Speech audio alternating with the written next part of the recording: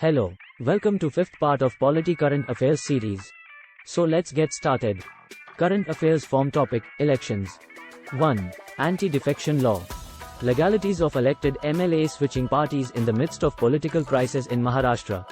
Defection refers to the practice of a member of one political party crossing over to another party. The Anti-Defection Law, which was included under the 10th Schedule via the 52nd Amendment Act in 1985, provides for the disqualification of MLAs who voluntarily give up their party membership after being elected on a political party's ticket. Any question regarding disqualification arising out of defection is to be decided by the presiding officer of the House, who is empowered to make rules to give effect to the provisions of the 10th Schedule. The grounds of disqualification include voting or abstaining from voting in the House contrary to any direction issued by the political party without obtaining prior permission, a nominated member joining a political party after 6 months, and an independent member joining a political party. 2. Simultaneous Elections. Referral of simultaneous parliamentary and assembly elections to Law Commission for a practicable roadmap and framework. Simultaneous elections refer to structuring the Indian election cycle in a manner that synchronizes elections to Lok Sabha and state assemblies. Simultaneous elections does not necessarily mean that voting across the country for Lok Sabha and state assemblies happen on a single day, and it can be conducted in a phase-wise manner. The idea of simultaneous elections was proposed by the Election Commission in 1983 and later recommended by the Law Commission and Niti Aayog, as well as the Dinesh Goswami Committee. A political party can be considered a national party if it is recognized in 4 or more states, has candidates who polled at least 6% of total valid votes in any 4 or more states in the last Lok Sabha or Assembly elections and at least 4 MPs in the last Lok Sabha polls, or has won at least 2% of total seats in Lok Sabha from not less than 3 states. The Election Commission of India has currently recognized 8 parties as national parties. 3. Delimitation Commission. Jammu and Kashmir, J&K, delimitation exercise concludes. The Delimitation Commission was set up on March 6, 2020, to redraw boundaries of assembly and parliamentary constituencies in Jammu and Kashmir. The Commission has proposed to increase the number of seats in the UT from 83 to 90. However, there are 24 seats in Pakistan-occupied Kashmir, POK, that continue to remain vacant.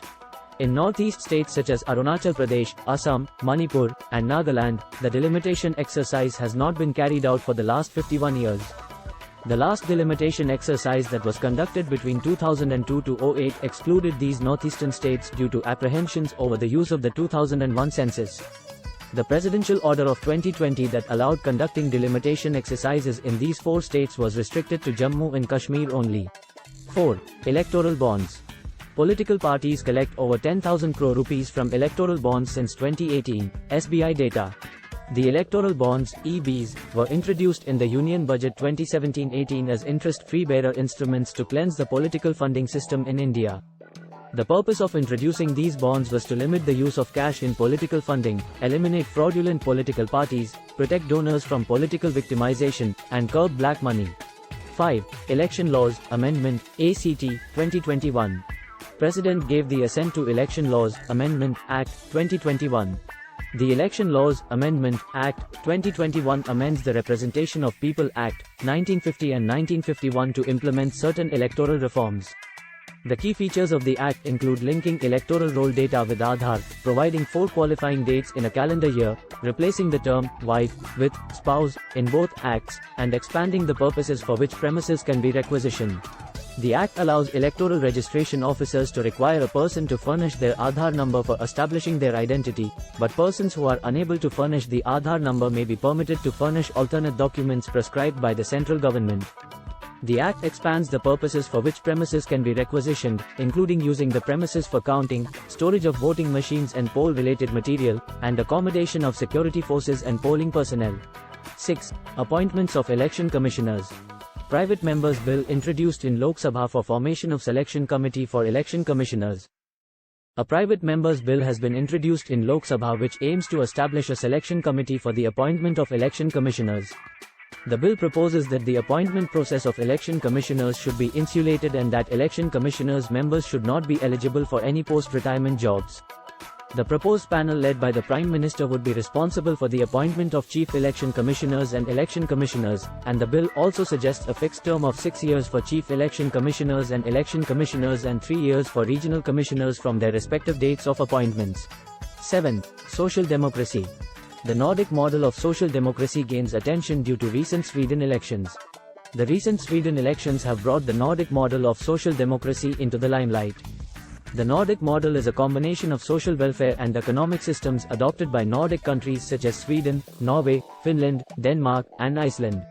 This model has helped these countries achieve significant outcomes such as high levels of international trade and participation in globalization, economic progress, low levels of inequality, high living standards, and the highest labor participation rates in the world. The social democratic system includes representative and participatory democratic institutions, comprehensive social welfare schema with publicly provided social services funded by progressive taxation, and strong labor market institutions with active labor unions and employer associations. To the point. 1. India has been unanimously elected as the new chair of the AAEA for 2022 to 2024. The Asian Association of Election Authorities, AAEA, was established in 1998 to promote open and transparent elections in the Asian region in support of good governance and democracy. The Election Commission of India is a founding member of the Election Management Body, EMB, of the AAEA. 2. Election Commission deleted 111 non-existent parties from list of registered political outfits. Recently, 111 registered unrecognized political parties, RUPPs, were found to be non-existent and violating the Representation of People Act, 1951. The Election Commission of India, (EC), does not have the power to deregister a political party, but it can take up the issue of financial irregularities and seek mandatory compliance from parties on sources and manner of donations, disclosures by companies, details of bank accounts, and other related matters. However, a reform giving the EC the power to deregister political parties is still pending approval from the government. 3. Election Symbols, Reservation and Allotment, Order 1968. The Election Symbols, Reservation and Allotment, Order, 1968 gives the Election Commission of India the power to decide which group in a political party should be given the party symbol in case of rivalry. The decision of the ECI is binding. However, for splits in registered but unrecognized parties, the EC usually advises the warring factions to resolve their differences internally or to approach the court. In most disputes, a clear majority of party delegates, office bearers, MPs and MLAs have supported one of the factions. If the strength of the rival groups cannot be tested based on support within the party, the EC tests the majority only among elected MPs and MLAs.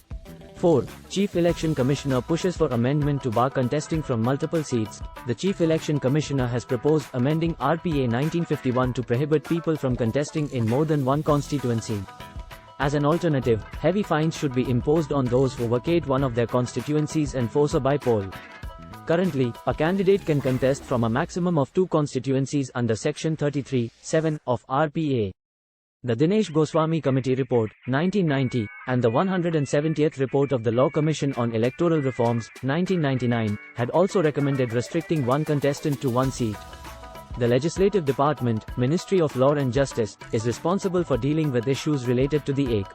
5. Election Commission of India has set up 2 subcommittees under National Advisory Committee on Accessible Elections, NACAE. The Election Commission of India has formed 2 subcommittees under NACAE to improve the accessibility features of its websites and simplify the registration process of persons with disabilities as electors. NACAE is responsible for reviewing issues related to the participation of PWDs in the electoral process at the state and district level, with the Deputy Election Commissioner serving as the chairperson of the committee. Meetings are held biannually or as per the chair's decision, and the tenure of the committee is 2 years or until an alternative structure is proposed. 6. Different types of votes. 1. Tender votes. Used when a person claims to be a particular elector after another person has already voted as that elector. Entitles the person to mark a tendered ballot paper in the same manner as any other elector. 2. Challenged vote. A process where a political agent working at a polling booth challenges the identity of an elector they suspect is falsifying their identity. 3. Test vote. Allowed when a voter claims that the electronic voting machine or paper trail machine did not record their vote correctly. The voter is allowed to cast a test vote. That's all in this video. Thank you for watching. Please like, share and subscribe my channel.